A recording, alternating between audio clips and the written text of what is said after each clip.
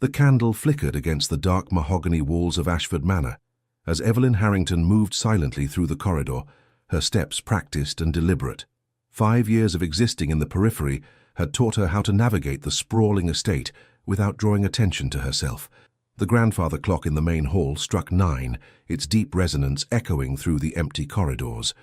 "Miss Harrington," called Lady Henrietta Pembroke, her elderly voice cracking with impatience. "Where have you disappeared to, girl? My correspondence awaits." Evelyn quickened her pace, smoothing down her plain grey dress, a garment specifically chosen to blend with the shadows of the manor. "Coming, my lady," she replied, her voice soft but clear. At 23, Evelyn had resigned herself to a life of servitude as a lady's companion. The illegitimate daughter of the late Earl of Westmoreland had no place in proper society, and she had learned to be grateful for the roof over her head, even if it came with Lady Pembroke's constant demands and reminders of her inferior status. As she entered Lady Pembroke's chambers, the elderly woman glared at her from behind her spectacles. "There you are. The invitations to Lady Caroline's autumn ball must be answered today. Sit and take my dictation." "Yes, my lady." Evelyn took her place at the small writing desk, dipping the quill in ink. Lady Pembroke began her usual litany of social observations and gossip. "Have you heard? The Duke of Aldridge has returned to London after 3 years in the wilds of Scotland. That man has finally emerged from seclusion." She clicked her tongue disapprovingly. "Not that it improves his standing. The scandal of his wife's death still hangs over him like a shroud." Evelyn kept her expression neutral, though her quill paused momentarily. Everyone in London knew the tale of Sebastian Blackthorne, the Duke of Aldridge. His wife had fallen from the cliffs near his Scottish estate under mysterious circumstances. Though he had been cleared of any wrongdoing, whispers followed him everywhere. "They say he's coming to Ashford tomorrow," Lady Pembroke continued, her eyes glinting with malicious excitement.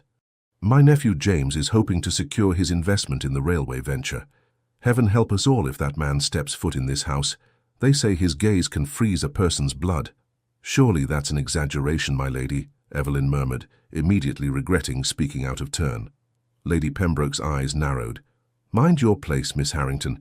You forget yourself. A bastard daughter has no business offering opinions on her betters."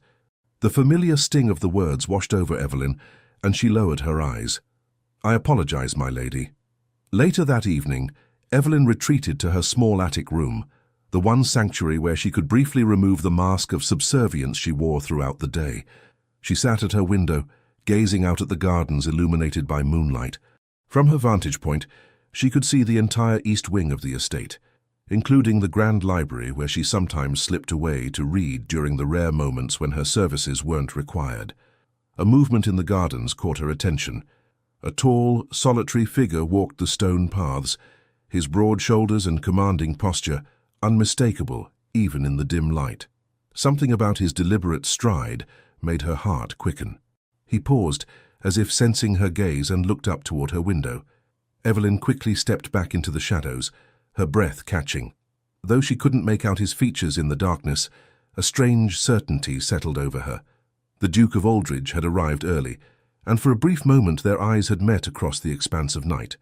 The following day brought chaos to Ashford Manor as servants rushed to prepare for the Duke's official arrival. Evelyn kept to the periphery, assisting Lady Pembroke with her elaborate toilette while enduring her continuous complaints about the inconvenience of such an important visitor. "Remember your place today," Lady Pembroke warned as Evelyn pinned the final pearl-tipped hairpin into her greying coiffure.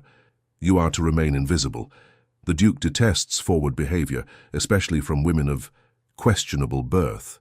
"Yes, my lady," Evelyn replied automatically, the words practiced and hollow. As the afternoon progressed, Evelyn managed to slip away to the library under the pretense of fetching a book of poetry for Lady Pembroke. The room was her sanctuary, its towering shelves of leather-bound volumes offering escape from the constraints of her existence. She ran her fingers along the spines of the books, breathing in the comforting scent of paper and binding glue. In these moments alone, she could almost forget who she was, or rather, who she wasn't. "You move like a ghost through these halls," a deep voice observed from behind her. Evelyn spun around, her heart leaping to her throat. Standing in the doorway was the most imposing man she had ever seen, Tall and broad-shouldered, with raven black hair and eyes the color of a winter storm, steel grey with hints of blue, he studied her with an intensity that made her feel exposed. The Duke of Aldridge. Evelyn dropped into a curtsy, keeping her eyes lowered. "Your Grace, I beg your pardon. I didn't realize anyone was here." "Clearly," he replied, his voice a low rumble that seemed to reverberate through her very bones. "Yet I've been watching you for some time." Her eyes darted up to meet his, a mistake she immediately regretted. His gaze held hers with such focused interest that she felt unable to look away. "You're not a servant," he observed, taking a step closer. "Yet you're not introduced as family or guest. Who are you, mysterious creature?" "Evelyn Harrington, Your Grace. Lady Pembroke's companion." She took a step back, finding herself pressed against the bookshelf. "Harrington," he repeated, his expression shifting slightly. "Any relation to the late Earl of Westmoreland?" The question struck like a physical blow. No one at Ashford ever acknowledged her parentage openly. She began, uncertain how to respond. "Don't bother denying it," he said, his voice surprisingly gentle despite his intimidating presence. "You have his eyes. That particular shade of green is distinctive to the Harrington line." Evelyn fell silent, her heart pounding painfully against her ribs. After years of practiced invisibility, being truly seen was terrifying. The Duke took another step forward, close enough now that she could detect the subtle scent of sandalwood and leather that clung to him. How curious that the Earl's daughter serves as a companion in a house that should, by rights, acknowledge her bloodline. "Half-blood only, Your Grace," Evelyn managed, finding her voice at last, "and illegitimate. I have no rights to acknowledgement." A shadow passed over his features. "Blood is blood, Miss Harrington. Legitimacy is merely a construct of society's making."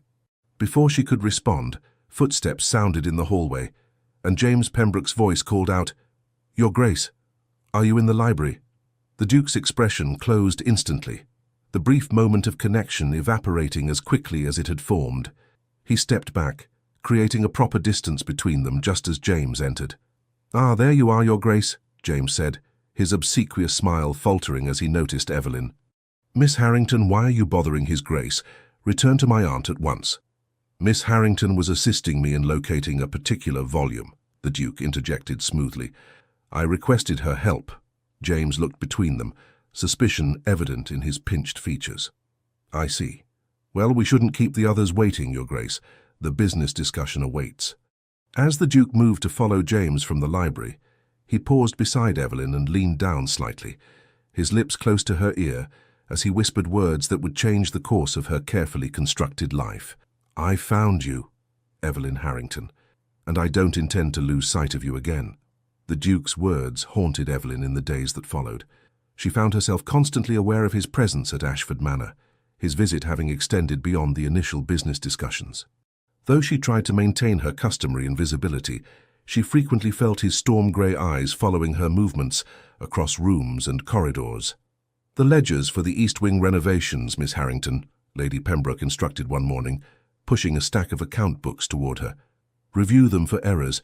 My nephew believes someone has been falsifying the figures." "Yes, my lady," Evelyn replied, accepting the task with outward meekness while inwardly relishing the challenge. Numbers had always made sense to her in a way people rarely did. They followed rules, remained consistent, told clear stories to those who knew how to read them.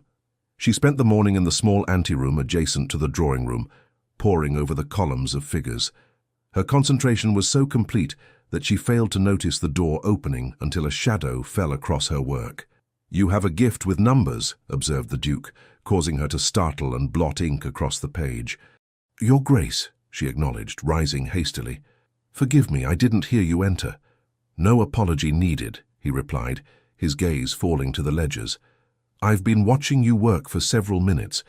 You've already identified 3 discrepancies that I suspect even the family's accountant missed." Evelyn glanced down at her annotations, suddenly self-conscious. "It's merely arithmetic, Your Grace." "It's considerably more than that." He moved closer, examining her neat notations. "You've reconstructed entire patterns of financial movement. That requires both intelligence and intuition." His proximity was disconcerting, the heat of his body palpable in the small room. Evelyn fought to maintain her composure. Lady Pembroke asked me to review the figures. I'm simply following her instructions. And do you always follow instructions so diligently, Miss Harrington? He asked, his voice dropping to a dangerous timbre. Never tempted to break free of the constraints placed upon you. The question struck too close to her carefully guarded thoughts. Freedom is a luxury not afforded to women in my position, Your Grace. Something flickered in his expression. Anger, perhaps, though not directed at her. A position that should never have been yours to begin with. Before she could respond, the door opened again, and Catherine Pembroke, James's younger sister, entered. Her pretty face registered surprise at finding the Duke in such close proximity to the companion. "Oh, Your Grace, I didn't realize you were engaged." Her blue eyes narrowed slightly as they fell on Evelyn. "Miss Harrington, my mother requires your assistance upstairs." "Of course, Miss Pembroke," Evelyn responded, gathering her papers. As she moved to leave, the Duke's hand brushed against hers. So briefly it might have been accidental, yet the deliberate pressure of his fingers suggested otherwise.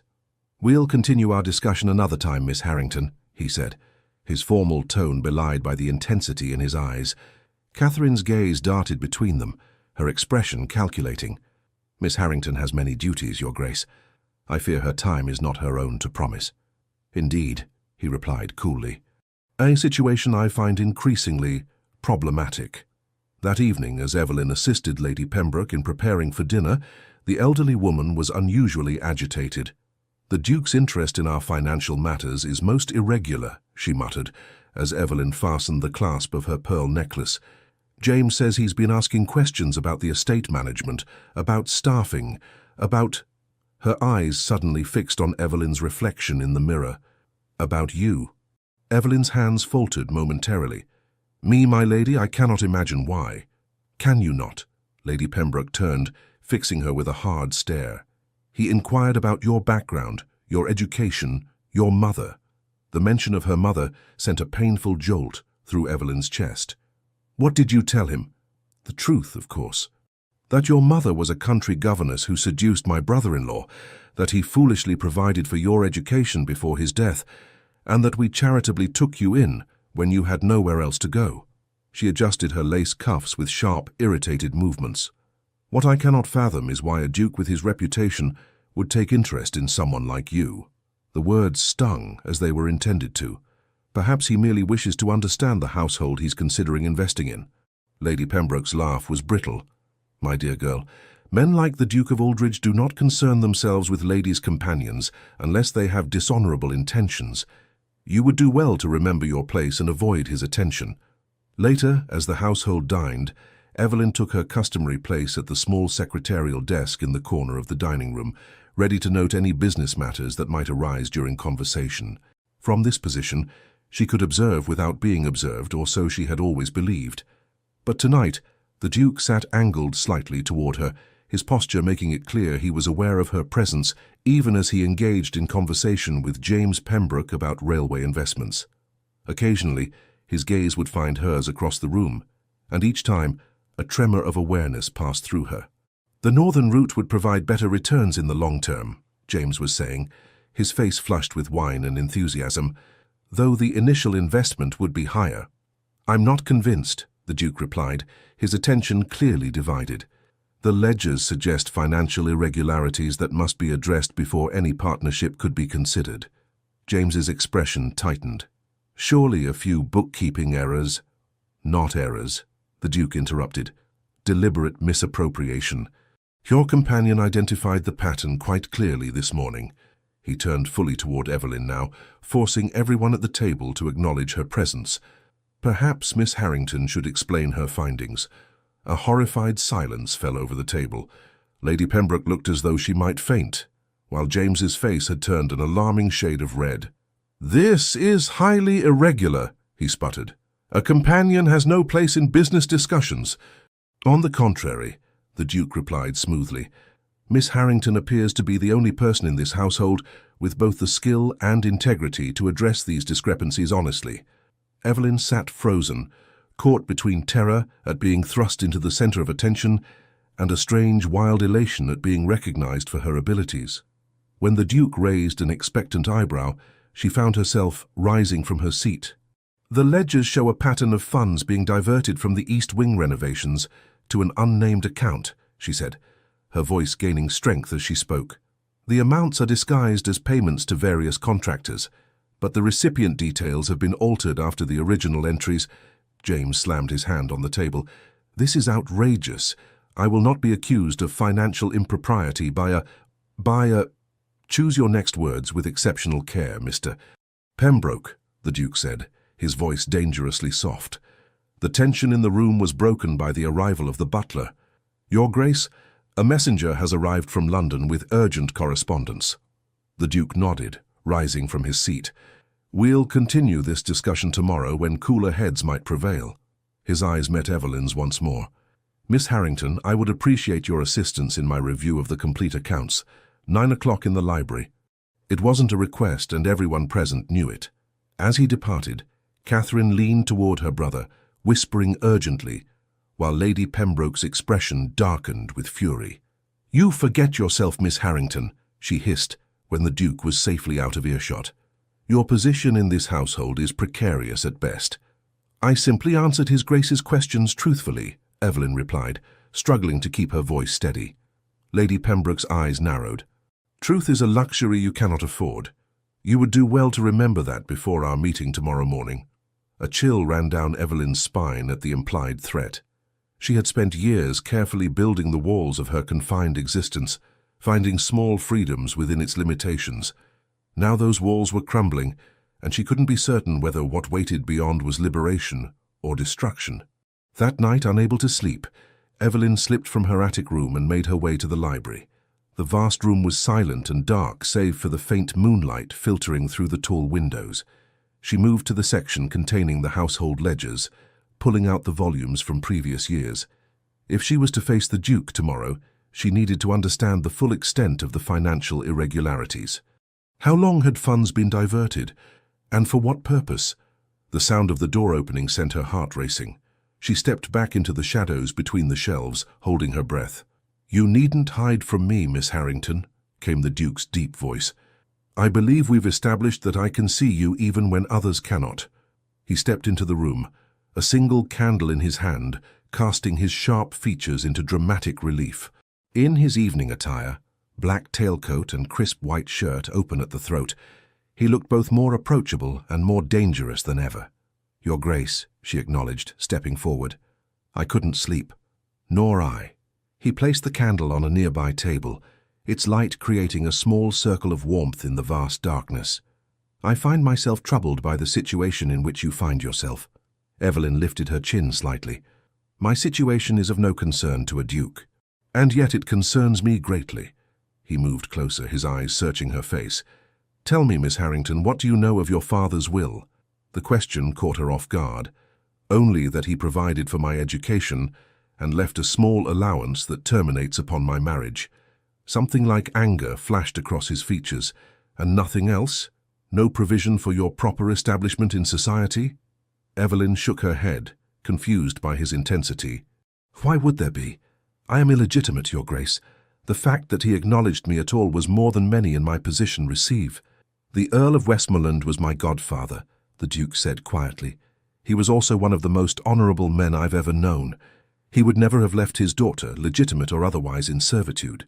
The revelation struck Evelyn like a physical blow. You knew my father?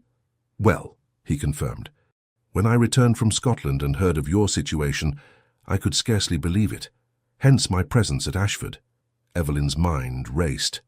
You came here because of me. The railway investment was a convenient excuse, he admitted. My true purpose was to confirm whether the rumours about the Earl's daughter were true, and if so, to rectify the situation. A mixture of emotions, confusion, hope, fear, surged through Evelyn. What situation? What rumours? Before he could answer, a noise from the corridor silenced them both.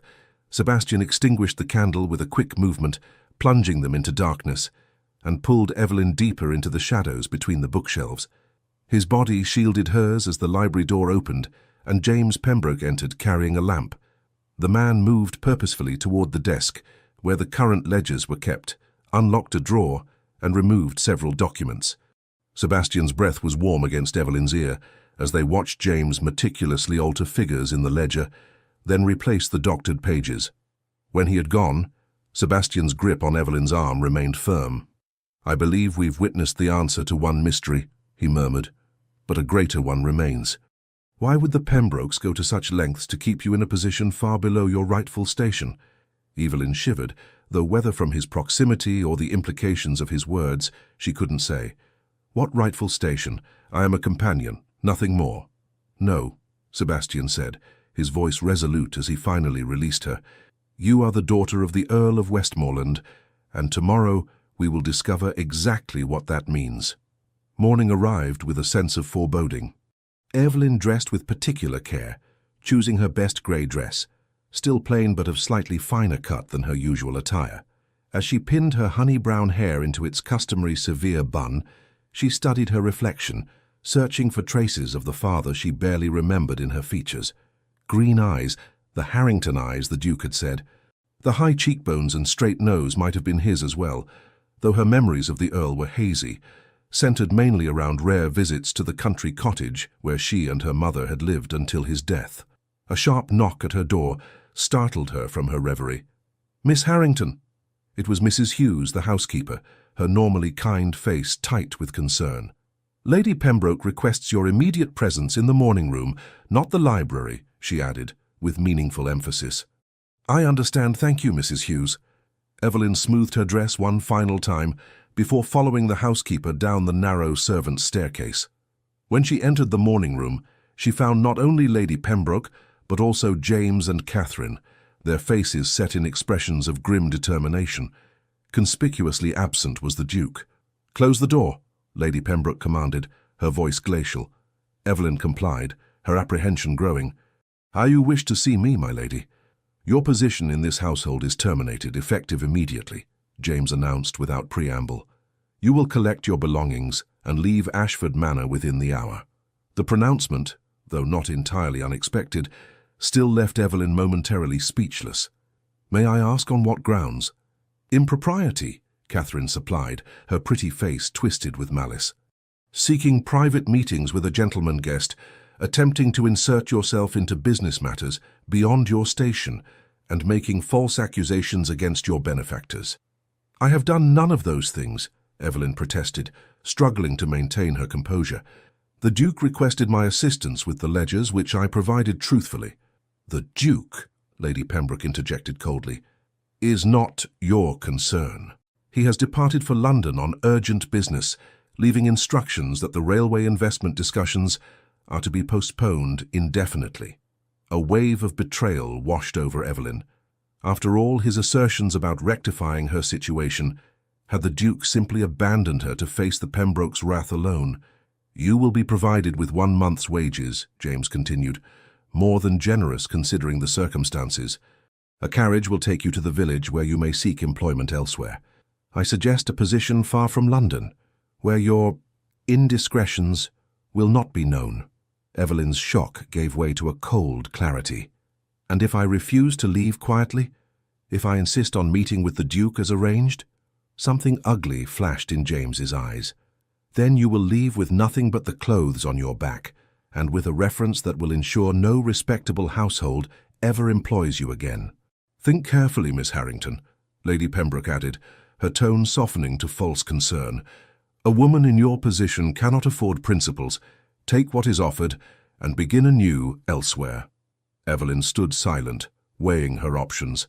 Without the Duke's intervention, she had little hope of challenging the Pembrokes' decision, yet something in their urgency to remove her from Ashford before his return suggested there was more at stake than mere disapproval of her behavior. "Very well," she said finally. "I shall collect my belongings." Relief visibly washed over the three Pembrokes. "A wise decision," James said, his posture relaxing slightly. "Mrs. Hughes will assist you and escort you to the carriage." In her small attic room, Evelyn moved with deliberate efficiency, packing her few possessions into a single trunk. Mrs. Hughes hovered anxiously, her weathered face creased with worry. "This isn't right," the housekeeper murmured, glancing toward the door to ensure they weren't overheard. "After 5 years of loyal service, to be dismissed without proper cause. We both know the cause, Mrs. Hughes." Evelyn replied quietly, folding her spare dresses. "I've drawn attention to matters the Pembrokes would prefer remained hidden." The older woman hesitated, then reached into her apron pocket. "Before you go, take this. It arrived for you last night, though I was instructed not to deliver it." She pressed a folded note into Evelyn's hand. Evelyn glanced at the heavy cream paper, the ducal seal still partially visible where it had been broken. Her heart quickened as she unfolded it to read the brief message within. "Trust no one. Await my return. All is not as it seems. S." "When did this arrive?" she asked, her mind racing with new possibilities. "A messenger brought it near midnight," Mrs. Hughes confirmed. "Mr. Pembroke intercepted it and ordered it burned, but She straightened her shoulders slightly. "I've served at Ashford since before you were born, Miss Harrington. I knew your father, and more importantly, I knew what he intended for you. This dismissal isn't right." Evelyn stared at the housekeeper, a new suspicion forming. "Mrs. Hughes, what do you mean? What did my father intend?" The older woman glanced nervously at the door again. "There's no time now. The carriage is waiting, and Mr. Pembroke will check that you've left as ordered." She pressed a small purse into Evelyn's hand. "Take this. It's not much, but it might help. And go to the Rose and Crown in the village. Ask for Mrs. Simmons. Tell her Eleanor sent you." Before Evelyn could question her further, heavy footsteps sounded on the stairs. Mrs. Hughes quickly stepped away, assuming a more formal demeanor as James Pembroke appeared in the doorway. "The carriage is waiting, Miss Harrington," he announced, his eyes cold as they swept over her small trunk. "I trust you've included only what rightfully belongs to you." "I have nothing that isn't mine, Mr. Pembroke," Evelyn replied, her voice steadier than she felt. The Duke's note was hidden in her sleeve, its presence giving her a strength she hadn't possessed moments before. The journey down to the waiting carriage was a silent procession of humiliation. Servants paused in their duties to watch as Evelyn was escorted from the house, their expressions ranging from sympathy to barely concealed curiosity. Catherine Pembroke stood at the entrance hall, a smile of satisfaction playing at her lips as she watched Evelyn's departure. As the carriage pulled away from Ashford Manor, Evelyn allowed herself one backward glance at the imposing stone edifice that had been her prison and shelter for 5 years. Despite the uncertainty that lay ahead, she felt an unexpected lightness, as though invisible chains had been loosened, if not yet broken. In the village of Ashford, the carriage deposited her unceremoniously outside the small coaching inn, the driver barely waiting for her trunk to be unloaded before departing. The Rose and Crown was a modest establishment, its whitewashed walls and thatched roof a stark contrast to the grandeur of the manor house on the hill. Inside, Evelyn asked for Mrs. Simmons and was led to a small private parlour at the rear of the inn. The woman who awaited her was perhaps 50, with shrewd eyes and a practical air about her. "So you're Eleanor's girl," Mrs. Simmons said without preamble, studying Evelyn with undisguised interest. "You have her chin, though the rest is pure Harrington." Evelyn set down her trunk, confusion evident in her expression. "You knew my mother?" "Aye, and your father too. Sit down, girl. We've much to discuss, and I expect His Grace will join us shortly." "The Duke is coming here?" Evelyn asked, hope and apprehension mingling in her chest. Mrs. Simmons nodded, pouring tea from a waiting pot. "He arranged it all yesterday. Said the Pembrokes would likely try to remove you once they realized their game was up." "What game?" Evelyn asked, accepting the cup with unsteady hands. "Mrs. Hughes mentioned something about my father's intentions for me, and the Duke spoke of his will. I don't understand what's happening." The older woman's expression softened slightly. "No, I don't suppose you would. They've kept you quite in the dark, haven't they?" She settled into her chair, fixing Evelyn with a direct gaze. "Your father, the Earl, left you considerably more than an education and a small allowance, my dear. He left you Ashford Manor itself." The teacup slipped from Evelyn's fingers, shattering on the wooden floor. "That's impossible," she whispered. "Ashford belongs to the Pembroke family." "No," came a deep voice from the doorway. "It belongs to you." Sebastian Blackthorne, Duke of Aldridge, stood in the entrance to the parlour, his tall frame filling the space with commanding presence. He was dressed for riding, his greatcoat still bearing traces of dust from the road. "Your Grace," Mrs. Simmons acknowledged with a respectful nod. "You've made good time from London." "I never went to London," he replied, his eyes fixed on Evelyn's pale face. "I've been meeting with the Earl's former solicitor, who was most conveniently dismissed by James Pembroke shortly after the Earl's death. Evelyn rose unsteadily to her feet. "I don't understand.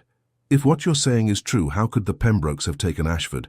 Surely there would have been legal proceedings, documents." "Documents can be falsified," Sebastian said grimly, moving further into the room, "especially when a child's guardian collaborates in the deception." "My guardian?" Evelyn echoed. "I had no guardian after my mother died. I was sent directly to Ashford as a companion." Sebastian and Mrs. Simmons exchanged a significant look. "That's the heart of it," Mrs. Simmons said gently. "Your mother never intended for you to be a companion. She entrusted your care to Lady Pembroke as your appointed guardian, with explicit instructions regarding your inheritance." "Lady Pembroke was my guardian." The betrayal cut deeper than Evelyn could have imagined. "But she's always treated me as little better than a servant." "Because acknowledging your true position would mean surrendering Ashford," Sebastian explained, his expression darkening. "The Earl's will was clear. Ashford Manor and half his fortune were to pass to you upon your 21st birthday or your marriage, whichever came first. Lady Pembroke, as your mother's cousin and your appointed guardian, was to manage the estate until then. But I turned 21 2 years ago," Evelyn said, the implications slowly dawning on her. "Precisely." Sebastian's jaw tightened. "They've been illegally controlling your inheritance for 2 years, using your ignorance of your rights to maintain their position." Evelyn sank back into her chair, overwhelmed by revelations that threatened to upend everything she had believed about her life. "How did you discover this?" "Your father and I corresponded regularly until his death," Sebastian explained, taking the seat opposite her. "In his final letters, he expressed concern about the Pembrokes' intentions regarding your inheritance. When I returned from Scotland and heard rumours of the Earl's daughter serving as a companion in her own home, I knew I had to investigate." "But why would you concern yourself with my situation?" Evelyn asked, still struggling to comprehend why the Duke of Aldridge, a man known for his reclusiveness and disdain for society, would involve himself in her affairs. Something shifted in Sebastian's expression, a softening around the eyes, a hesitation before he spoke. "So your father was more than my godfather, Miss Harrington. He was the only person who stood by me during the darkest period of my life. When my wife died and scandal threatened to destroy me, the Earl defended my honor without reservation." His voice dropped lower. "I owe him a debt I can never repay. Ensuring his daughter receives her rightful inheritance is the least I can do to honor his memory." The sincerity in his voice stirred something in Evelyn's chest, a warmth that had nothing to do with gratitude and everything to do with the way his storm-grey eyes held hers. "What happens now?" she asked quietly. "Now," Sebastian said, his determination evident, "we reclaim what is rightfully yours." The next morning found Evelyn, Sebastian and Mr. Barnet, the Earl's former solicitor, approaching Ashford Manor in the Duke's imposing carriage. Evelyn wore a borrowed dress of deep blue, provided by Mrs. Simmons, who had insisted she could not reclaim her birthright dressed as a servant. "Remember," Sebastian said as the manor came into view, "you are no longer Miss Harrington the companion, but Miss Harrington the rightful owner of Ashford. Carry yourself accordingly." Evelyn nodded, though her stomach twisted with nerves. After years of practiced invisibility, stepping into the light was terrifying. "The legal documents are indisputable," Mr. Barnet added, patting his leather portfolio. "With the original will and the witness testimonies I've gathered, the Pembrokes have no legal grounds to retain control of the estate." When they arrived, the household was thrown into chaos by their appearance. The butler, who had served at Ashford since Evelyn was a child, stared in open astonishment as she entered the main hall on the Duke's arm, her head held high. "Inform Lady Pembroke and Mr. Pembroke that we require their immediate presence in the study," Sebastian instructed, his tone brooking no argument. The butler hesitated only momentarily before bowing. "Yes, Your Grace." "At once." As they made their way to the Earl's former study, a room Evelyn had rarely been permitted to enter, servants gaped openly at the transformation in their former companion. Several maids curtsied as she passed, their expressions a mixture of confusion and awe. Inside the study, Mr. Barnet arranged his documents on the large mahogany desk, while Sebastian paced by the window, his expression stormy. Evelyn stood before her father's portrait, which hung above the fireplace, seeing with new clarity the resemblance between them.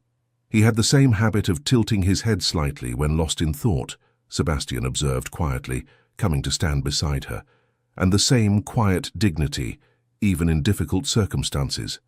Evelyn felt a lump form in her throat. "I wish I had known him better. He spoke of you often," Sebastian said, "always with pride despite the circumstances of your birth. He intended to bring you to London, to present you to society under his protection. His sudden illness prevented it." Before Evelyn could respond, the door burst open, and James Pembroke strode in, his face flushed with anger. Lady Pembroke followed, her expression freezing when she saw Evelyn. "What is the meaning of this intrusion?" James demanded, though his belligerence faltered when he noticed Mr. Barnett and the documents spread across the desk. "Please, sit down," Sebastian said, his voice deceptively calm. "We have matters of considerable legal importance to discuss. If this concerns Miss Harrington's dismissal, I assure you it was fully justified," Lady Pembroke began, her eyes darting nervously to the papers. "This concerns Miss Harrington's inheritance," Mr. Barnett corrected, adjusting his spectacles. "Specifically the inheritance that has been unlawfully withheld from her for the past 2 years. James paled visibly. "What nonsense is this? The girl has no inheritance beyond what my aunt generously provided." "On the contrary," Mr. Barnett held up the Earl's will. "According to the late Earl of Westmoreland's last testament, executed and witnessed properly, Miss Evelyn Harrington is the sole heir to Ashford Manor and half of the Earl's considerable fortune, to be received upon her 21st birthday." Lady Pembroke sank into a chair, her composure cracking. "That will was invalidated. The Earl was not of sound mind when he made such unreasonable provisions." "A claim you made without evidence, Mr. Barnett countered, "to a different solicitor after dismissing me. However, I retained copies of all documents, including the physician's certification of the Earl's mental competence at the time the will was signed." James's face contorted with fury as he turned to Evelyn. "You, a bastard, claim ownership of Ashford? This is preposterous. No court would uphold such a bequest." "I assure you, Mr. Pembroke, the courts will uphold it," Sebastian interjected, his voice dangerously soft, "particularly when they learn how you and your aunt have systematically defrauded Miss Harrington while keeping her in ignorance of her rights through deliberate misrepresentation." "We gave her a home," Lady Pembroke protested. "When no one else would take in Edmund's byblow, we provided for her." "You were legally obligated to provide for her as her guardian," Mr. Barnett corrected. "A duty you accepted along with substantial compensation from the estate. Compensation that was contingent upon Miss Harrington receiving her full inheritance at the appointed time." The colour drained from Lady Pembroke's face. We merely delayed the transfer until she was properly prepared to manage such responsibilities." "By keeping her as a servant in her own home?" Sebastian's contempt was palpable. "By denying her education about estate management while embezzling funds from her property?" James lunged forward suddenly, his face contorted with rage. "You have no proof of any financial impropriety." "On the contrary," Evelyn said, finding her voice at last. "The ledgers clearly show systematic diversion of funds that were traced to your personal accounts in London, Mr. Pembroke." James turned on her, his control finally snapping. "You ungrateful little—" Sebastian stepped between them, his posture menacing. "Choose your next words with exceptional care, sir." A tense silence filled the room before Mr. Barnett cleared his throat. "I've taken the liberty of preparing the necessary documents to legally restore Miss Harrington's inheritance, effective immediately. You may sign voluntarily, or we shall proceed through the courts, with the attendant public scandal such proceedings would entail." Lady Pembroke closed her eyes briefly, defeat evident in the slump of her shoulders. "James, we must sign. We cannot withstand a public inquiry." "Aunt, you cannot seriously—" "We have no choice," she hissed, before turning to Evelyn with undisguised bitterness. "You have won, it seems. I hope you're prepared for the consequences of your victory." "The consequences?" Evelyn echoed. "Society will never accept you," Lady Pembroke said with cold satisfaction. "A legitimized bastard may inherit property, but respect and acceptance, those cannot be purchased or legally mandated."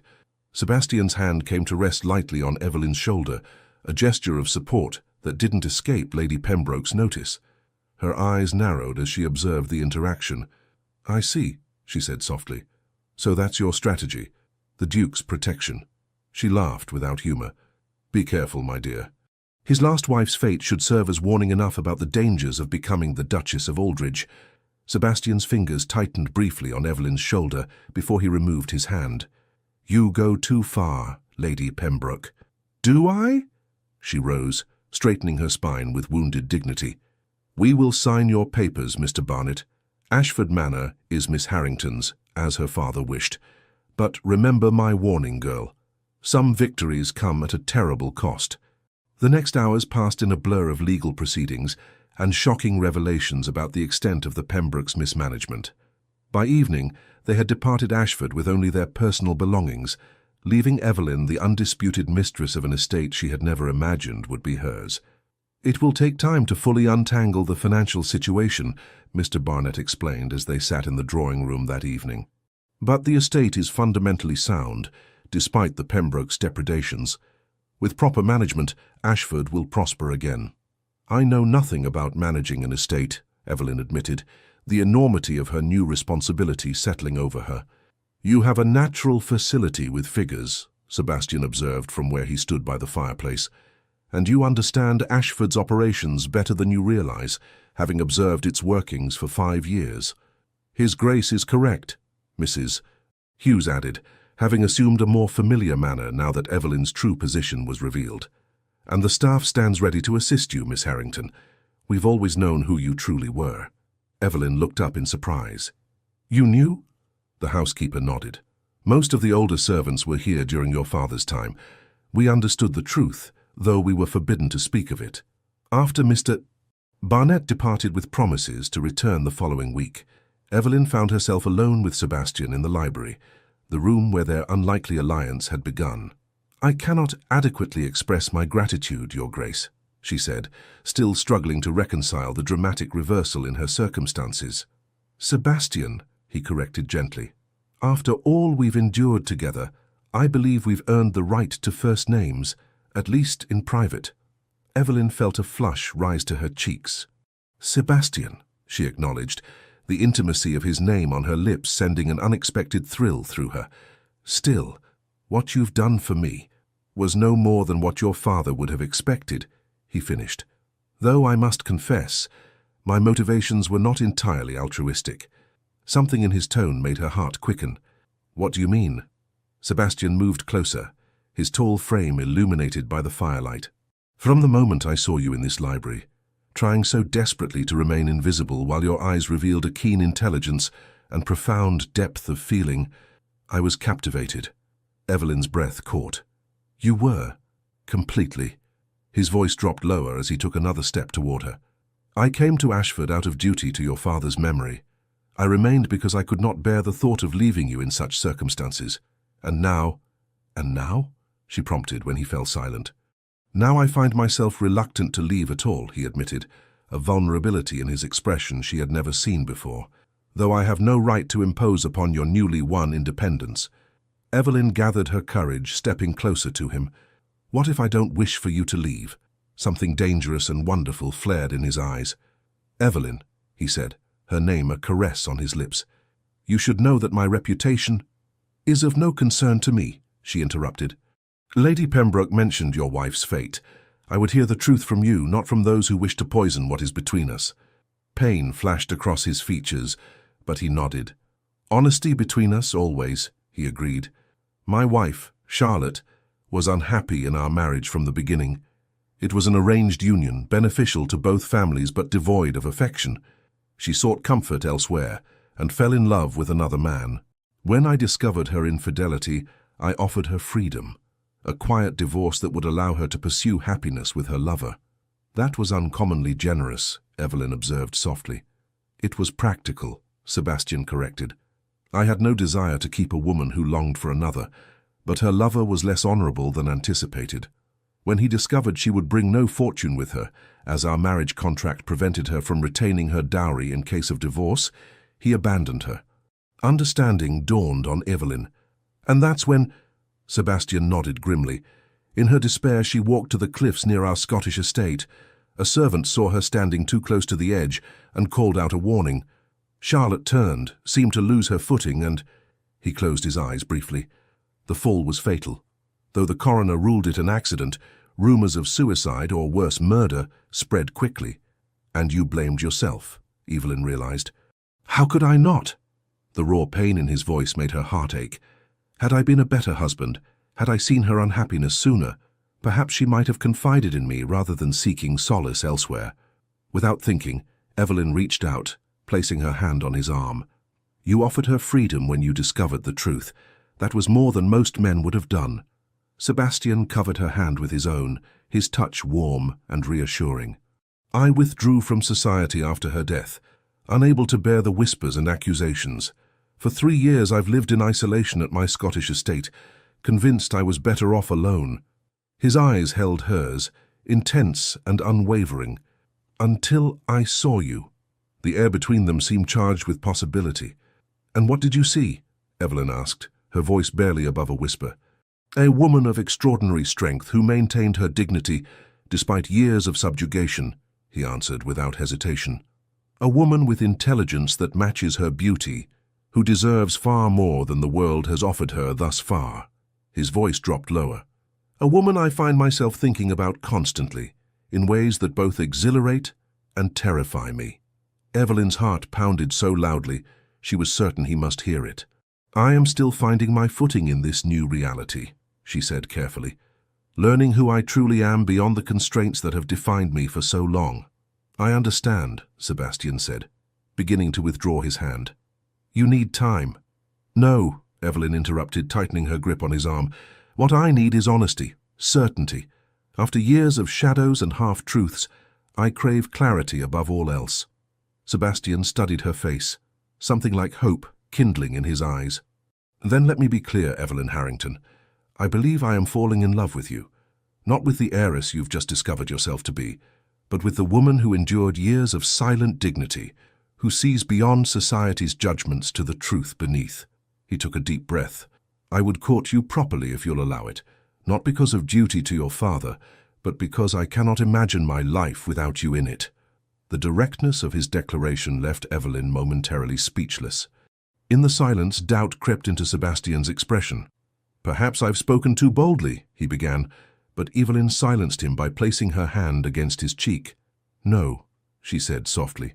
You've spoken with exactly the clarity I needed. She smiled, feeling truly seen for the first time in her life, and I would very much like to be courted by you, Sebastian Blackthorne. The smile that transformed his face was like dawn breaking after the longest night. Slowly, giving her every opportunity to withdraw, he leaned down until his lips were a breath away from hers. May I? He whispered.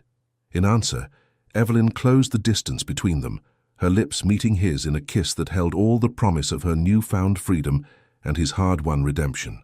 Winter settled over the English countryside, blanketing Ashford Manor in pristine white.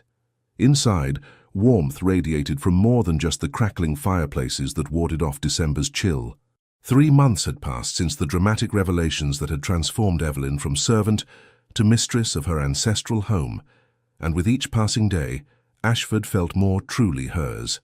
The West tenants' cottages should be completed by spring, Evelyn noted, reviewing the estate maps spread across the library table.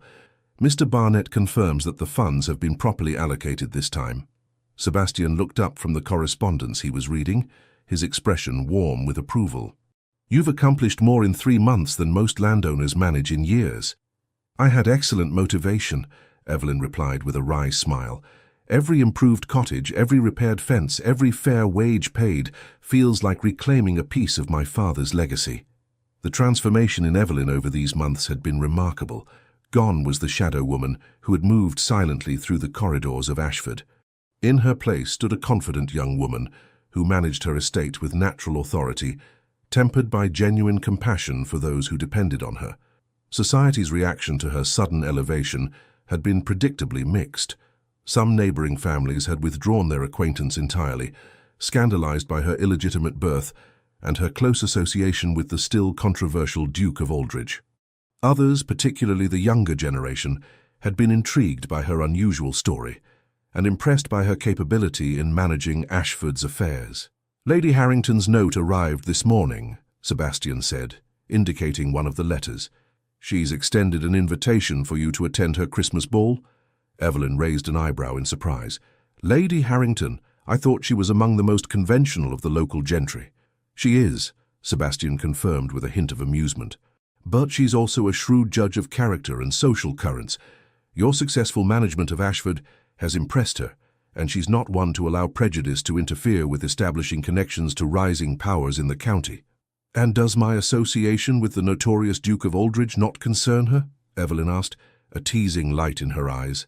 Sebastian's mouth quirked in a half-smile. I believe she considers it further evidence of your independent spirit. Besides, my reputation has undergone something of a rehabilitation lately. This was true. Sebastian's championing of Evelyn's cause and his evident devotion to her had softened many hearts previously hardened against him. The more discerning members of society had begun to question the old rumors about his wife's death, particularly as his character revealed itself through his actions toward Evelyn. Their courtship, though unconventional, had progressed with a natural ease that surprised them both.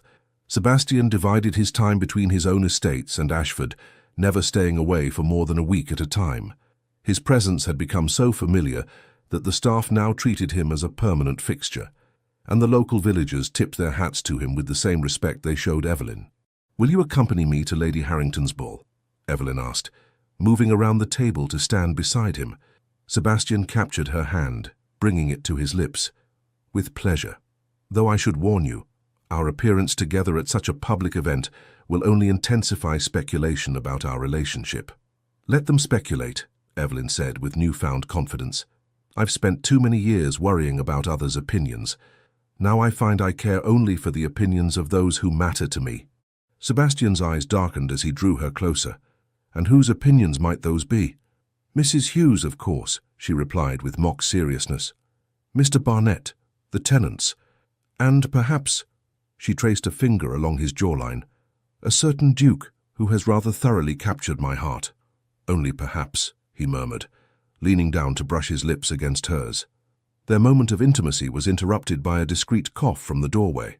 They separated to find Mrs. Hughes standing there, her expression apologetic. Forgive the intrusion, Miss Evelyn, but a visitor has arrived, a Miss Catherine Pembroke. Evelyn stiffened in surprise. Catherine? Here. Sebastian's expression hardened. Shall I ask her to leave? Evelyn considered for a moment, then shook her head.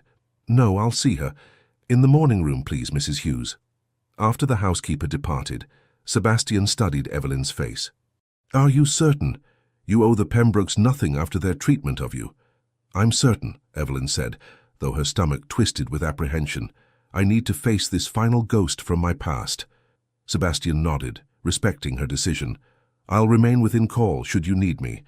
In the morning room, once Lady Pembroke's domain and now redecorated in Evelyn's preferred blues and creams, Catherine Pembroke stood by the window, a diminished figure compared to the confident young woman who had once looked down upon the companion. When Evelyn entered, Catherine turned, her face pale and drawn. Miss Harrington, she acknowledged with a stiff curtsy. Thank you for receiving me. Miss Pembroke, Evelyn returned evenly. This is unexpected. Catherine twisted her gloved hands together. I imagine it is.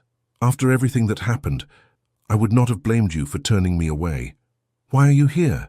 Evelyn asked, declining to offer refreshments or to invite her visitor to sit. Some wounds were still too fresh for such courtesies. To apologize, Catherine said simply, and to ask for your help.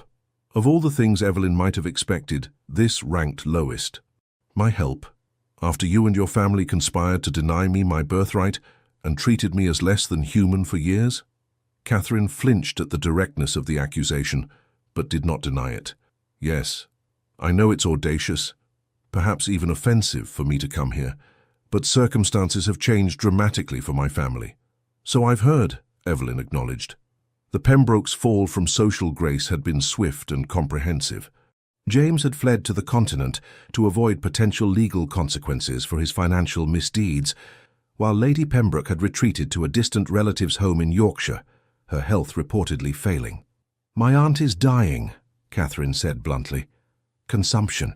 The doctors give her perhaps a month. She wishes to make peace with you before the end. Evelyn remained silent, conflicting emotions warring within her. The damage Lady Pembroke had done, the years of deliberate cruelty, The systematic dismantling of Evelyn's self-worth could not be easily forgiven. "And James?" she asked finally. "My brother remains abroad," Catherine admitted. "His pride prevents him from acknowledging his wrongdoing. But I have had time to reflect on my behavior, on our family's behavior." She looked up, meeting Evelyn's eyes directly for perhaps the first time. "It was wrong, all of it. The way we treated you, the way we deceived you, the way we stole what was rightfully yours. There is no justification I can offer that would excuse it." The raw honesty in Catherine's voice gave Evelyn pause. "Why the change of heart?" "Partly necessity," Catherine admitted with unexpected candor. "Our circumstances are greatly reduced. But also, watching how you've managed Ashford, seeing how the tenants and villagers speak of you with genuine respect rather than fear, it has forced me to reconsider many things I once believed about birth and worthiness." Evelyn studied the young woman before her, noting the mending visible on her once fine gloves, the slightly faded quality of her dress. Pride still kept Catherine's spine straight, but desperation lurked in her eyes. "What exactly are you asking of me?" Evelyn inquired. "Would you visit my aunt? Hear what she has to say?" Catherine hesitated. "And is there perhaps a position available at Ashford, something suited to a gentlewoman of reduced circumstances? I have some skill with household management." The irony was not lost on Evelyn. Catherine Pembroke, who had once looked down upon her as merely a companion, now sought similar employment. She could refuse, could savor the poetic justice of sending Catherine away, as she herself had once been dismissed. But such vengeance, however satisfying in the moment, would not align with the person Evelyn was becoming, or perhaps had always been beneath the layers of enforced subservience. "I will consider visiting Lady Pembroke," she said finally. "As for employment, the village school requires a teacher's assistant. The position includes a small cottage and modest salary. It would be a start if you're truly willing to work." Relief washed over Catherine's features. "Thank you. Truly. That's more than we deserve." "It is," Evelyn agreed without rancor, "but deserving has little to do with it. I'm offering you what I wish had been offered to me, a chance to build a life of dignity through honest work." After Catherine departed with promises to write with details of Lady Pembroke's situation, Evelyn remained in the morning room, processing the unexpected encounter. Sebastian found her there, staring thoughtfully into the fire. "How was it?" he asked, coming to stand beside her chair. "Surprising," Evelyn admitted. "She came to apologize and to ask for help. Her aunt is dying." Sebastian's expression remained neutral. "And you're considering helping them, despite everything. Does that make me foolish?" she asked, genuinely uncertain. He knelt beside her chair, taking her hands in his. "It makes you extraordinary. Most people in your position would savor the Pembrokes' downfall as justice served." "Perhaps," Evelyn acknowledged, "but I've spent too many years feeling powerless. Now that I have power, I find I want to use it differently than it was used against me."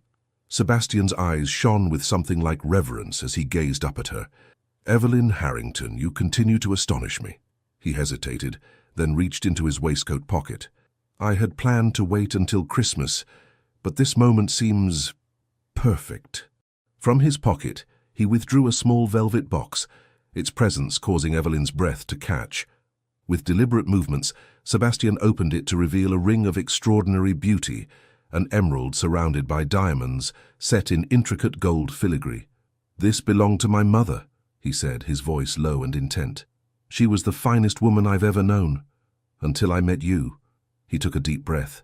"Evelyn, these past months have been the happiest of my life. You've shown me that even hearts scarred by the past can find healing in the right hands. Would you do me the extraordinary honor of becoming my wife?" Tears welled in Evelyn's eyes as she looked from the ring to the man kneeling before her, this powerful duke who had humbled himself for her, who had fought for her rights when no one else would, who looked at her with a mixture of desire and devotion that still sometimes seemed miraculous. "Yes," she whispered, her voice gaining strength as she repeated, "Yes, Sebastian, nothing would make me happier." His smile was radiant as he slipped the ring onto her finger, then rose to gather her in his arms. Their kiss was tender yet passionate, a promise of the life they would build together. "You know," Evelyn murmured when they finally separated, "people will talk. The scandalous duke and the illegitimate heiress. "Let them," Sebastian replied, tucking a strand of hair behind her ear. "We've both spent too long living in the shadows of others' judgments. It's time we stepped into the light together." Lady Harrington's Christmas ball marked the official announcement of their engagement, and society's reaction was precisely as mixed as they had anticipated. Some matrons whispered behind their fans about the impropriety of the match, while more progressive elements celebrated the romantic tale of the wronged heiress and the misunderstood duke finding happiness together. Evelyn, resplendent in a gown of deep emerald that matched both her eyes and her engagement ring, found herself the center of attention for the first time in her life. The sensation was strange after years of cultivated invisibility, but Sebastian's steady presence at her side gave her confidence. "You're the most beautiful woman in the room," he murmured as they waltzed. "Every man here envies me, and every woman studies you to understand what captured the heart of the supposedly heartless Duke of Aldridge." Evelyn laughed softly. "And what did capture your heart, Your Grace?" His eyes darkened as he drew her fractionally closer than propriety allowed. "Your courage, your compassion, the way you look at the world as it could be, rather than merely as it is." His voice dropped to a whisper meant only for her. "And the way you see me, not as the rumors paint me, but as the man I strive to be when I'm with you." The music drew to a close, and they separated to polite applause. As they moved toward the refreshment table, Evelyn noticed Lady Caroline Westwood approaching, one of the more formidable social arbiters in the county. "Miss Harrington," Lady Westwood acknowledged with a cool nod. "Your Grace, my congratulations on your engagement." "Thank you, Lady Westwood," Evelyn replied, bracing herself for whatever barbed comment might follow. To her surprise, the older woman's expression softened slightly. "I knew your father, you know." Edmund had a keen mind for business and an unfortunate tendency toward romantic attachments unsuited to his station. Her gaze moved meaningfully to Evelyn's ring. "But he loved your mother genuinely, from what I observed. It was society's loss that their union could not be formalized." Sebastian's hand tightened supportively around Evelyn's waist. "Miss Harrington has her father's business acumen and her mother's strength of character," he observed. "A formidable combination." Lady Westwood's lips curved in the ghost of a smile. "Indeed, I look forward to seeing what you both accomplish together." She inclined her head slightly. "The Duchess of Aldridge will be a force to be reckoned with, I think." As she moved away, Evelyn released a breath she hadn't realized she was holding. "That was unexpected." "The first of many such surprises, I suspect," Sebastian replied. "Society adapts more quickly than one might imagine when presented with a fait accompli, particularly one as advantageous as our union." The remainder of the evening passed in a whirl of dances, conversations, and cautious congratulations. By the time they departed, Evelyn felt both exhausted and exhilarated. The carriage ride back to Ashford provided a welcome respite, with Sebastian's arm around her shoulders and the snow-covered countryside passing by in moonlit beauty. "A week after Christmas," Evelyn mused, looking down at her ring. "It hardly seems possible that I'll be a duchess so soon." "Having second thoughts?" Sebastian asked, a hint of vulnerability in his voice. She turned to face him, cupping his cheek with her gloved hand. "Not for a moment. I'm simply marveling at how dramatically life can change in the space of a few months." His expression relaxed. "From invisible companion to duchess. It's quite the transformation." "The title matters less than the man who comes with it," Evelyn said softly. "Though I won't deny that the freedom it brings, the ability to effect real change, to help others as I was once helped, means a great deal to me." Sebastian smiled, pressing a kiss to her palm. "You'll be a magnificent duchess. The ton won't know what hit them when you arrive in London for the season." "Speaking of which," Evelyn said, a more serious note entering her voice, "I've decided to visit Lady Pembroke before the wedding." Sebastian studied her face. "Are you certain? No one would blame you for refusing her deathbed reconciliation." "I'm certain," Evelyn confirmed. "Not for her sake, but for mine.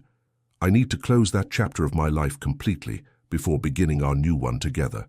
The journey to Yorkshire took place 3 days later, with Sebastian insisting on accompanying Evelyn, despite her assurances that she could manage alone.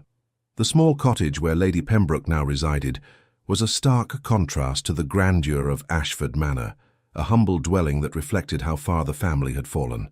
Catherine met them at the door, her expression a mixture of gratitude and apprehension. "Thank you for coming," she said, leading them to a modest sitting room. "My aunt is very weak today, but she's determined to speak with you."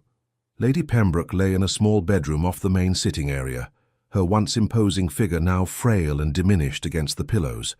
When Evelyn entered, the older woman's eyes, still sharp despite her illness, fixed upon her with recognition.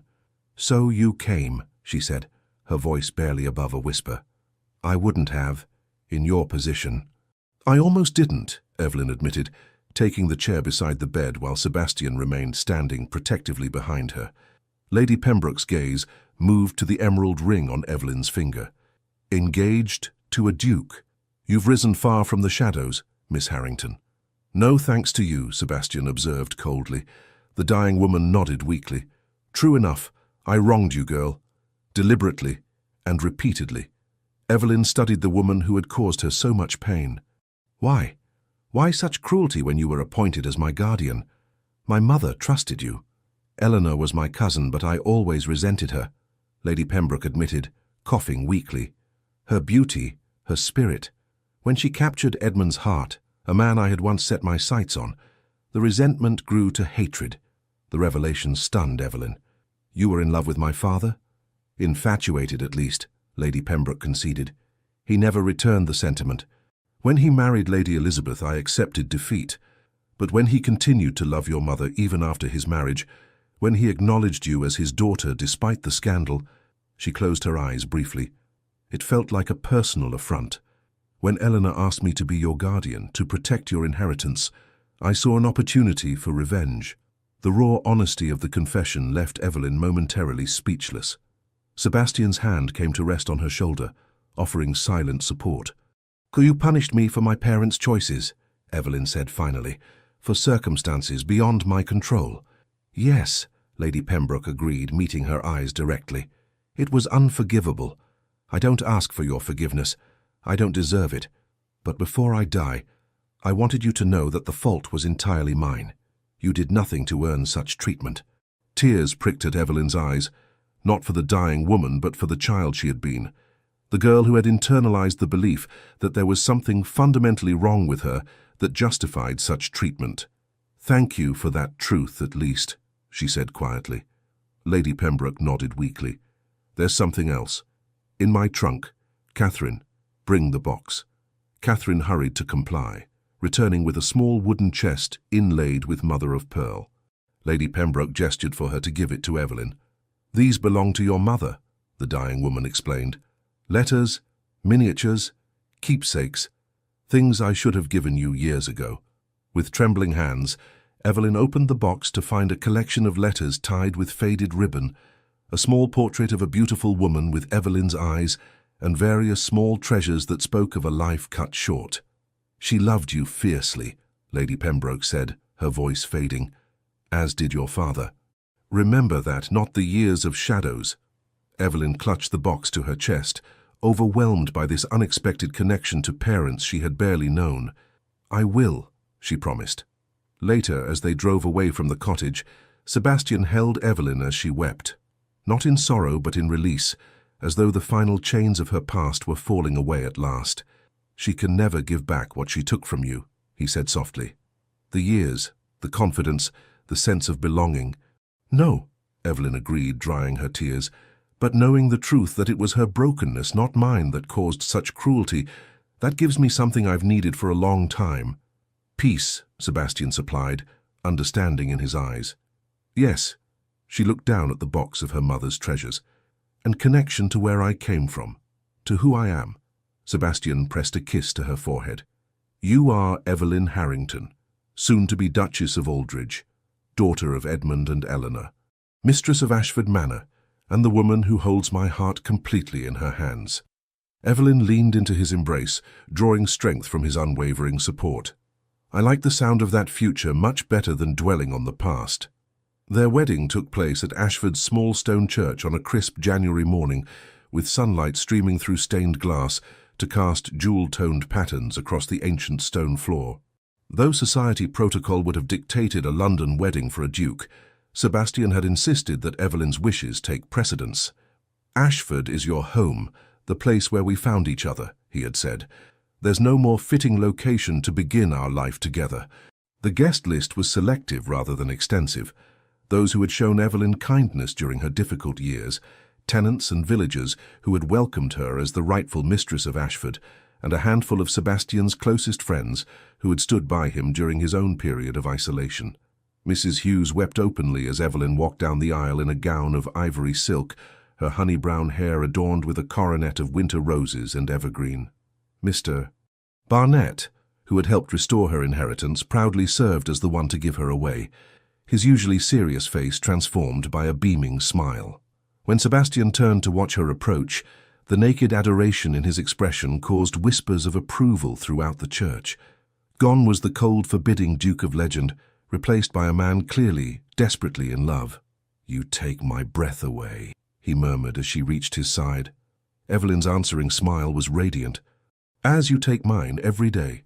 The ceremony itself was brief but deeply meaningful, with vows that promised not only fidelity and care, but also equality and partnership, a deliberate departure from traditional wording that reflected the unique foundation of their relationship.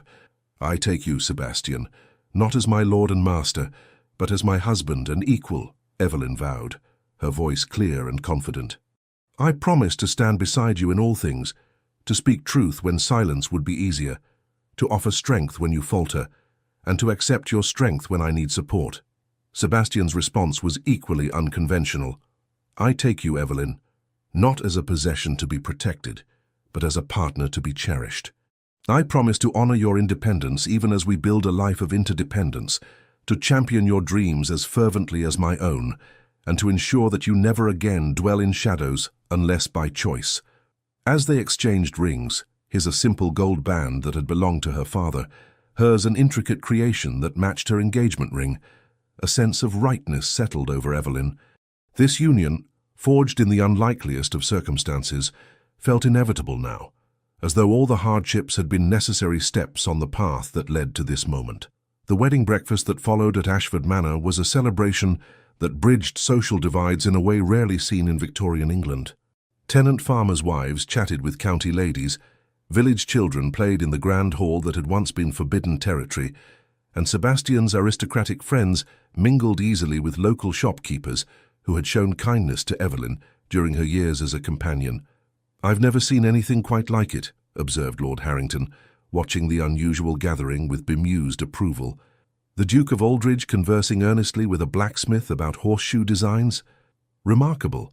"My husband believes merit lies in character, not birth," Evelyn replied, still finding joy in referring to Sebastian as her husband. "As do I." "Progressive thinking," Lord Harrington commented, "though I must say, it suits you both. There's a genuineness to this celebration that's often lacking in more conventional society weddings." As the afternoon progressed, Evelyn found a moment to step away from the festivities, seeking a brief respite in the library where her journey with Sebastian had begun. She stood by the window, gazing out at the snow-covered gardens, when she felt familiar arms encircle her waist from behind.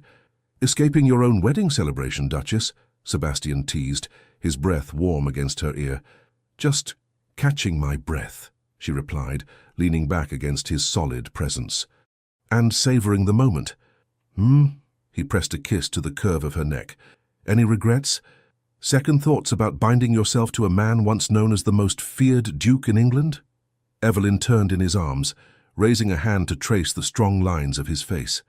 "Not one, though I do wonder if you might regret marrying a woman who insists on continuing to manage her own estate alongside her ducal responsibilities." Sebastian laughed softly. "On the contrary, your independence is one of the things I love most about you. Besides, I've seen how you've transformed Ashford in mere months. Imagine what you might do with the Aldridge estates that have languished under stewards for too long." "Partners in all things?" she confirmed, searching his eyes. "In all things," he promised, bending to capture her lips in a kiss that spoke of both tenderness and passion. When they parted, his eyes had darkened with desire. "Though I confess I'm growing impatient for our guest to depart, so that we might begin the more private celebration of our union." A delicious shiver ran through Evelyn at the promise in his voice. "Then perhaps we should rejoin the party and begin making our farewells. After all, we have a journey to Scotland to prepare for. Sebastian's Scottish estate, the place where he had retreated after his first wife's death, awaited them for their honeymoon. It was a deliberate choice, symbolizing his desire to replace painful memories with joyful ones.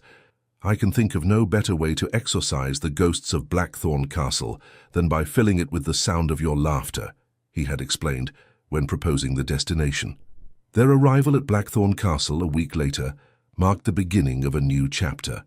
The imposing stone fortress, perched dramatically on a cliff overlooking the wild Scottish sea, might have seemed forbidding to some, but Evelyn saw beyond its austere exterior to the beauty of its setting and the potential within its ancient walls.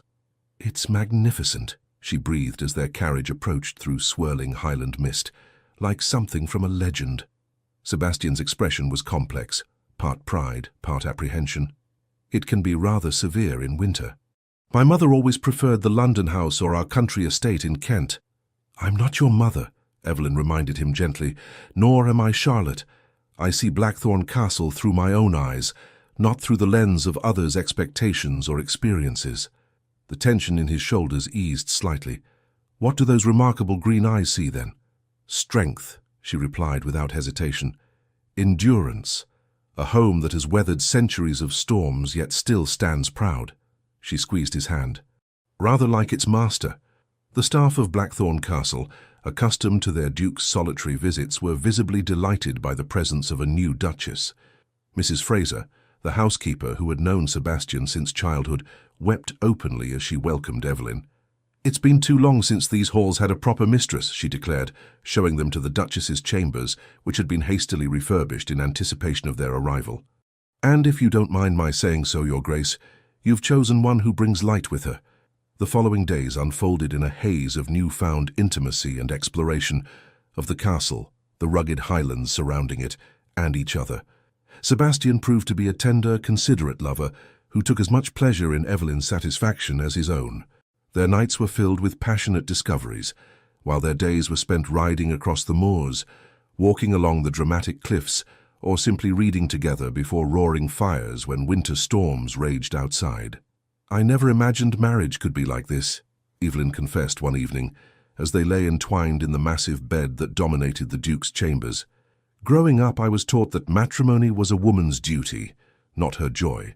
Sebastian traced lazy patterns across the bare skin of her shoulder. "What we have goes beyond conventional marriage. We chose each other despite circumstances, not because of them." He pressed a kiss to her collarbone. "Though I must admit, having a wife who matches me in both intellect and passion exceeds all my expectations." One afternoon, nearly 3 weeks into their honeymoon, Sebastian suggested a ride to a particular cliff overlooking the sea. Though the day was clear, there was a tension about him that Evelyn had not seen since their wedding. "Is something troubling you?" she asked, as they dismounted near the cliff edge, the wind whipping color into their cheeks.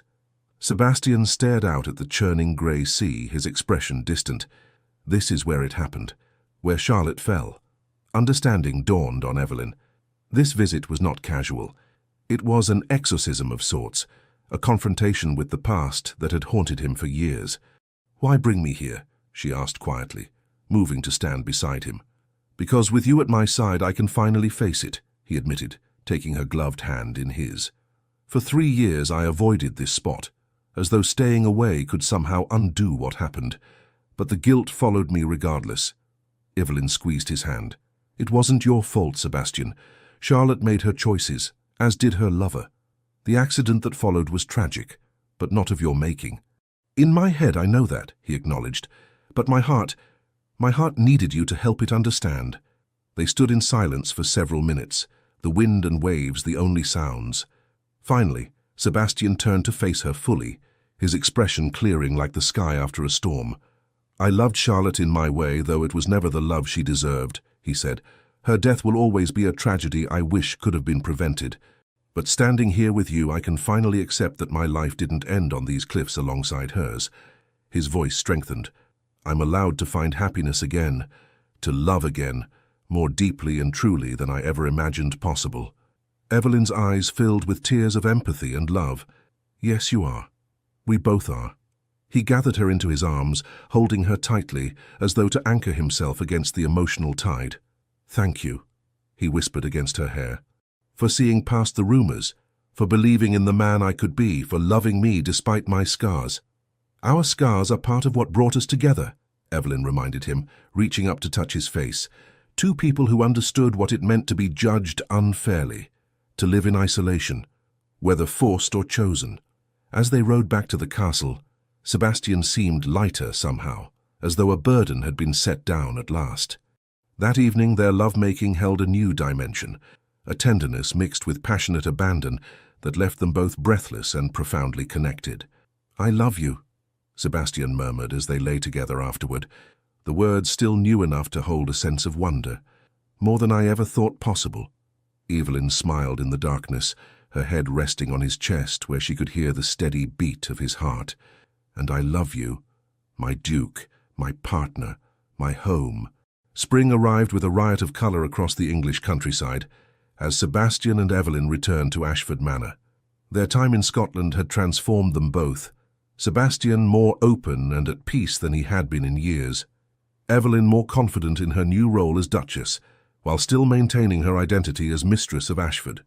Together, they established a pattern of dividing their time between their various properties, with Sebastian taking an active interest in Ashford's management, while Evelyn brought fresh perspectives to the Aldridge estates.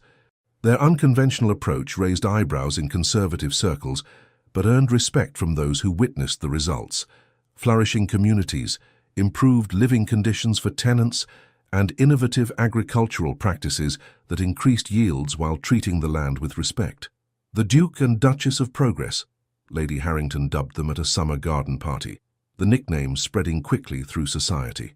Their arrival in London for the season caused the expected stir, but Evelyn navigated the potentially treacherous social waters with a natural dignity that disarmed even the most determined critics. Those who approached expecting to find a country upstart were instead confronted with a poised, intelligent woman whose knowledge of literature, art, and current affairs often exceeded their own. "I've conquered the ton in a single season," Sebastian observed with pride, as they returned from a particularly successful soirée at which Evelyn had charmed even the notoriously difficult Countess of Westmoreland. "Not that I'm surprised," Evelyn laughed softly. "Hardly conquered, but I've found that most social hostility stems from insecurity. When approached with genuine interest and respect, even the most formidable society matrons reveal themselves as simply women with their own hopes and disappointments." It was this insight, this ability to see beyond surfaces to the humanity beneath, that made Evelyn an exceptional duchess. Rather than using her new position merely for social advancement, she established charitable initiatives focused on education and employment opportunities for women of limited means. "No one should have to rely on the goodwill of relatives or employers for their security," she explained, when founding a school that taught practical business skills to young women. "Independence comes from knowledge and capability, not merely from fortunate birth or marriage." Sebastian supported these endeavors wholeheartedly, often remarking that his wife accomplished more genuine good in a month than most aristocratic ladies managed in a lifetime of token charitable gestures. Their first anniversary found them back at Ashford Manor, celebrating privately with a picnic beside the small lake where they had often walked during their courtship. As they shared wine and reminisced about the extraordinary year behind them, Sebastian presented Evelyn with a small velvet box. "Another ring?" she teased, opening it to find not jewelry, but a key of intricate design. "A symbol," Sebastian explained, his eyes warm with affection. "When we met, you were locked in a life not of your choosing, hidden away in the shadows of your own home. This key represents what I hope our marriage continues to be for both of us, the unlocking of possibilities, the opening of doors to futures we might never have imagined alone." Tears of happiness welled in Evelyn's eyes as she clutched the key. "It's perfect, and more meaningful than any jewel could be." Sebastian took her free hand, his expression growing more serious. "There's something else I wanted to discuss with you today, something I hope might be the next chapter in our story." "You sound very solemn," Evelyn observed, a question in her eyes. "Not solemn, hopeful." He squeezed her hand gently. "I've been thinking about family, about creating one of our own. A child who would grow up knowing they are loved unconditionally, regardless of circumstance. A child who would have two parents determined to break the cycles of pain that marked their own early lives.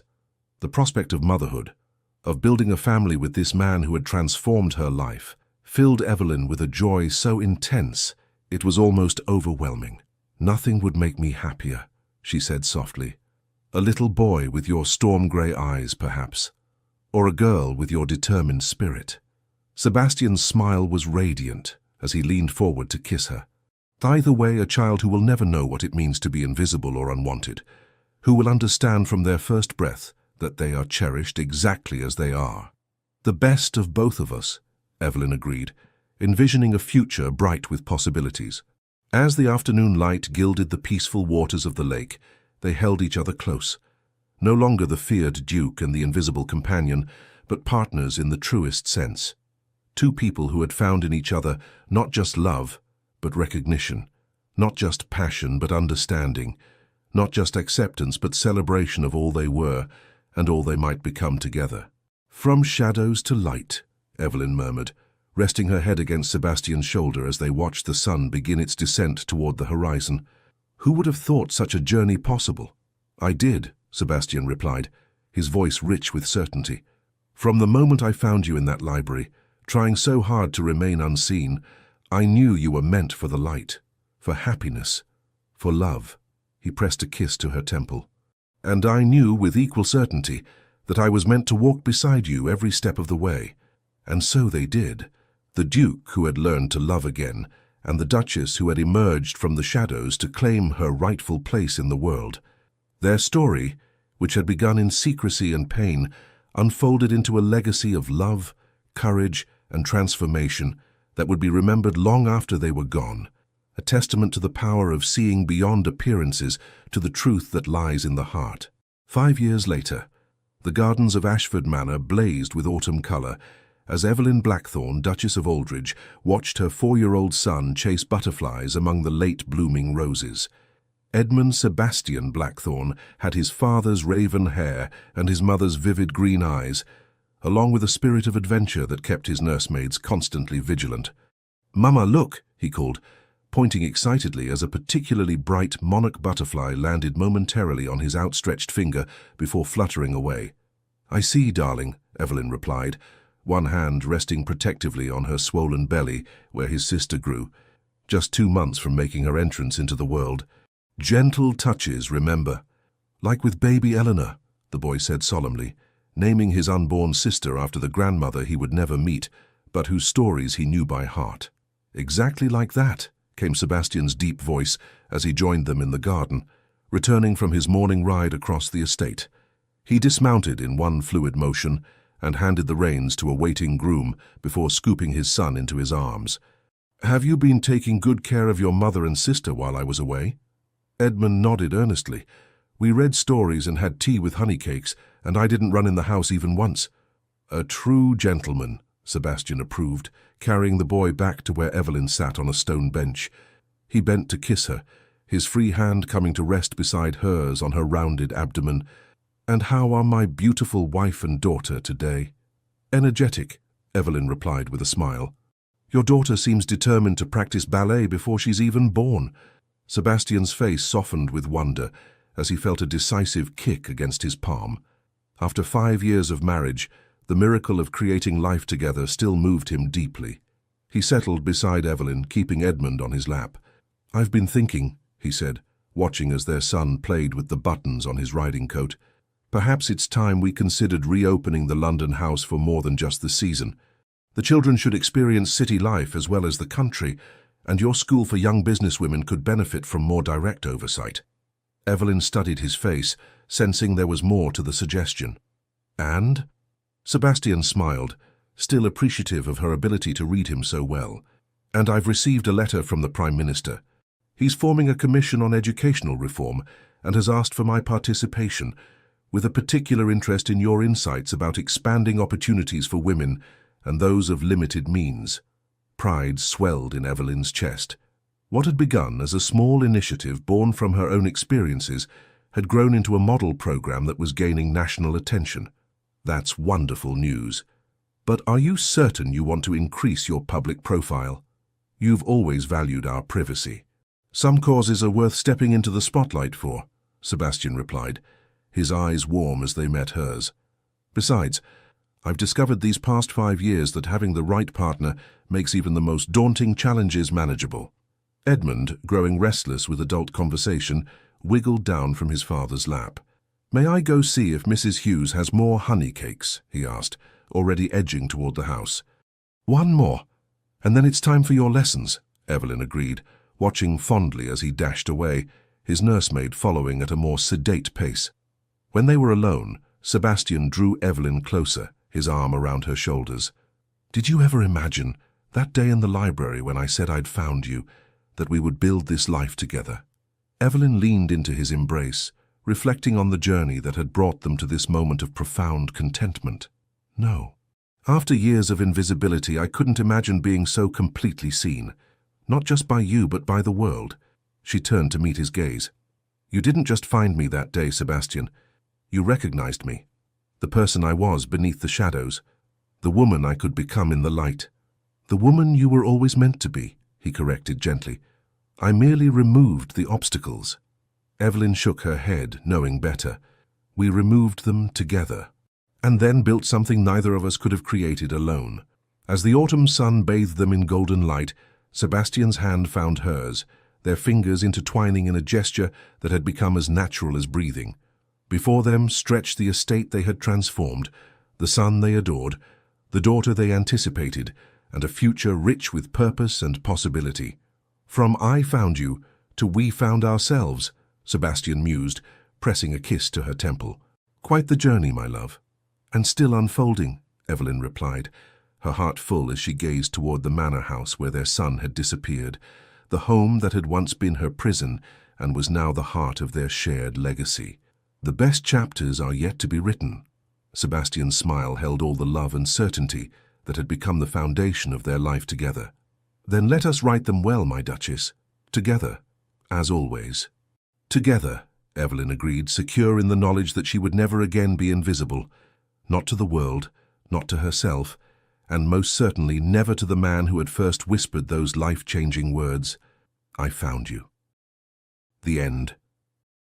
Dear listener, what if I told you that Evelyn's story isn't just fiction, but a mirror reflecting something profound about your own journey? Remember when Sebastian whispered, "I found you," to Evelyn in that library? There's something magical about being truly seen after years of feeling invisible. At your stage of life, you've likely experienced both, the sting of being overlooked and the warmth of genuine recognition. But here's what fascinates me. Evelyn's greatest transformation wasn't becoming a duchess. It was the moment she stopped waiting for permission to matter. Isn't that the secret we often discover too late? That our significance was never dependent on others noticing us. Like Evelyn, you've weathered storms that would have capsized lesser souls. You've lived through cultural revolutions, technological transformations, personal triumphs and heartbreaks that the younger generations can scarcely imagine. That resilience isn't just admirable, it's extraordinary. Tonight, as you drift towards sleep, imagine yourself standing on the cliffs near Sebastian's Scottish castle, feeling that bracing wind against your face. That sensation of being fully alive, fully present. That belongs to you whenever you claim it. The most beautiful plot twist in your story isn't behind you, it might be just around the corner. A new connection, a rediscovered passion, a moment of insight that changes everything. The page is still turning. So wear your experiences like Evelyn wore her emerald ring, not as a burden but as a badge of honor. Sleep deeply tonight with the delicious certainty that tomorrow offers new possibilities for joy, for impact, for being unapologetically, gloriously yourself. The world still needs your voice, your wisdom, your particular way of seeing things. Don't you dare think otherwise. With affection and anticipation for your next chapter. The Legends of the Fall Team. Thank you so much for joining us on this journey. From the quiet shadows of Ashford to the dazzling light of true love, Evelyn's story reminds us that even the most invisible heart can shine when truly seen. If this story touched your soul, please like this video, subscribe to our channel, leave a comment below telling us your favorite moment, and share it with someone who might need hope today. Your support truly fuels our passion to keep telling more emotional stories full of love, redemption, and powerful transformations. At the end of this video, you'll see a new suggested story from our channel. Click it and be surprised by another unforgettable tale, because there's always more love waiting to be discovered.